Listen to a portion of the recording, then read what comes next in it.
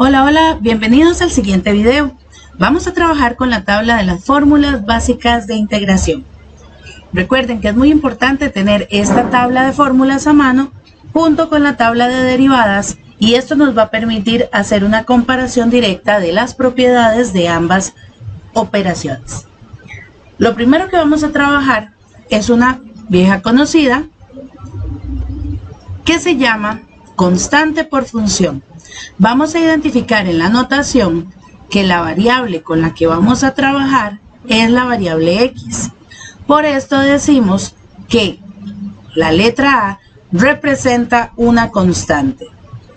Esta propiedad nos dice que cuando tenemos un número multiplicado por una función, este número sale de la integral y nosotros podemos realizar el proceso de la integral solamente a la función. Por ejemplo, si tenemos la integral de 5 coseno de x,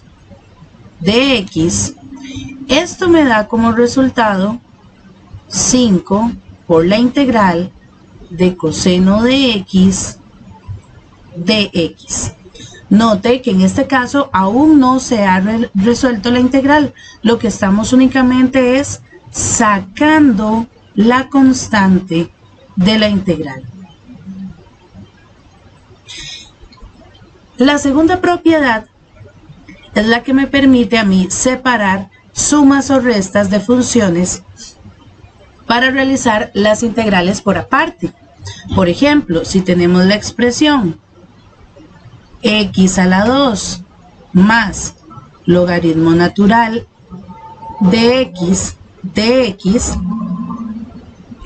esto yo lo puedo separar como la integral de x a la 2 con respecto a la variable x más la integral del logaritmo natural de x con respecto a la variable x.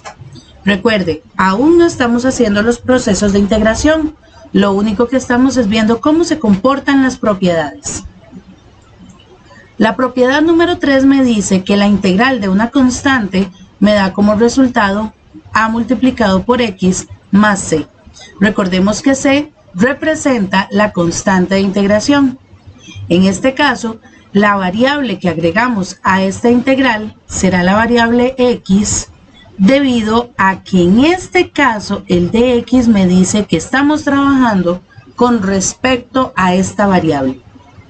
Para esta propiedad realizaremos dos ejemplos. El primero será menos 3 dx. Esto quiere decir que esta integral me dará como resultado menos 3 multiplicado por x, ¿ok? Más la constante de integración. ¿De dónde sale esta x? Sale de que el proceso contrario, que sería la derivación, observen que si yo derivo esta expresión, me da como resultado menos 3.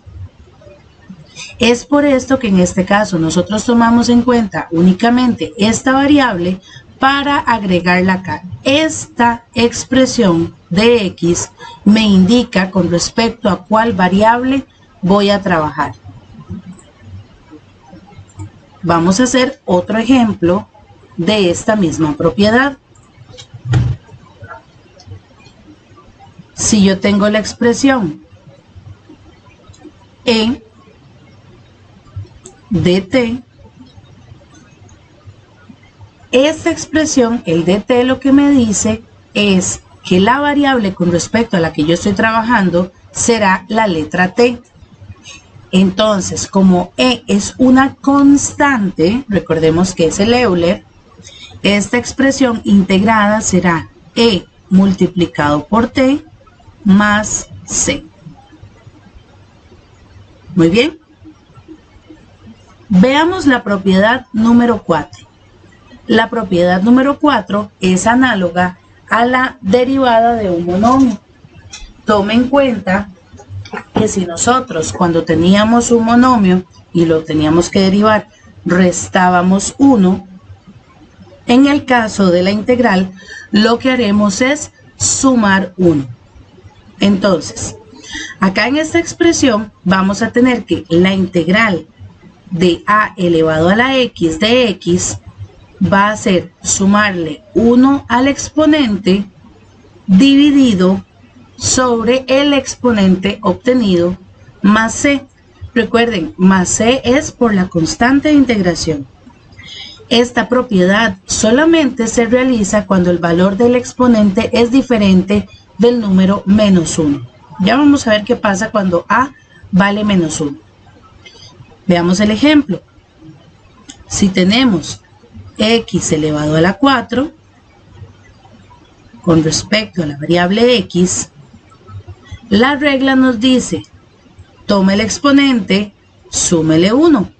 Entonces ponemos x elevado a la 4 más 1 ¿sobre quién? Sobre a más 1, es decir, sobre 4 más 1. Obviamente ustedes lo pueden hacer directo. Yo lo estoy haciendo en pasos para que veamos de dónde salen los valores. Y no olvidemos al final poner la constante c. Esta propiedad es muy valiosa porque nos va a permitir a nosotros realizar el cálculo de integrales no solamente en expresiones que sean polinomios, sino también en raíces, como por ejemplo, si tenemos la expresión raíz cúbica de x a la 7 y necesitamos realizar esta integral, lo que haremos es convertir la expresión raíz a una expresión potencia. Recuerden que esta propiedad la hemos trabajado en diferentes ocasiones. Voy a marcar aquí con diferentes colores para que recuerden el orden del exponente. Entonces, el índice me va a quedar en el denominador y el exponente en el numerador. Aún no hemos integrado. Ojo, esto es importantísimo. No hemos realizado la integral. Lo único que hemos hecho es convertir. Entonces, ¿qué vamos a hacer ahora? Vamos a realizar el proceso de la suma. Ahora sí vamos a integrar. Esto quiere decir que si la propiedad lo que me dice es al exponente súmele 1, vamos a colocar 7 tercios más 1 sobre 7 tercios más 1. Vamos a realizar esta simplificación. Entonces, ¿qué me queda por acá? X elevado a la 10 tercios sobre 10 tercios más la constante. Recuerden que es muy importante que cuando tenemos una expresión, una fracción sobre fracción, es importante reescribirlo para simplificar. Ustedes pueden hacer aquel famoso método, el método de la orejita, que ya hemos trabajado anteriormente, o pueden recordar que este denominador va a pasar a multiplicar aquí arriba. Entonces, esta expresión será equivalente a 3x elevado a la 10 tercios sobre 10. Y no olvidemos la constante de integración.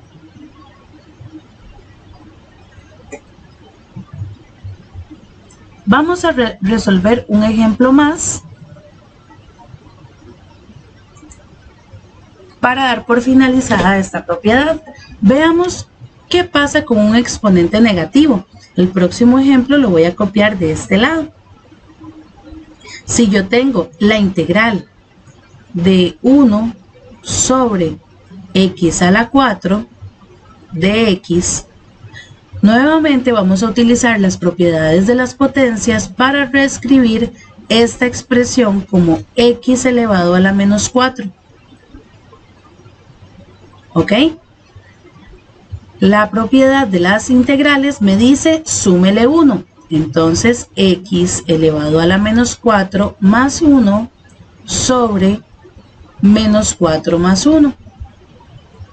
Y esto nos dará como resultado x elevado a la menos 3 sobre menos 3 más c. No olvidemos que por una cuestión de notación, siempre preferimos dejar este negativo en el numerador. Y como el exponente del 3 es negativo, entonces le damos vuelta a la fracción y nos queda así: 3x a la 3 más c. Tomen en consideración que cuando tenemos una expresión con exponente negativo, lo que se hace es que si está en el numerador, baja al denominador, y si está en el denominador, sube al numerador. Recuerden, solamente el exponente es el que me puede cambiar esta expresión. Muy bien, veamos la propiedad número 5. En este caso, esta propiedad lo que me dice es que si yo tengo que el exponente es menos 1, recuerden que estas dos expresiones son equivalentes, el resultado será logaritmo natural de x. ¿Y por qué así? Bueno, recordemos que en la propiedad número 4 dijimos que cualquier exponente diferente de menos 1 se realiza este procedimiento. Pero cuando el exponente es menos 1, como en este caso, el resultado directo será logaritmo natural de x. Si tiene alguna duda de cómo sale este proceso, esta regla, recuerden que nosotros tenemos la justificación que la derivada del logaritmo es igual a 1 sobre x. Muy bien. Acá vamos a hacer un pequeño ejemplo donde vamos a tener 7 sobre x de x.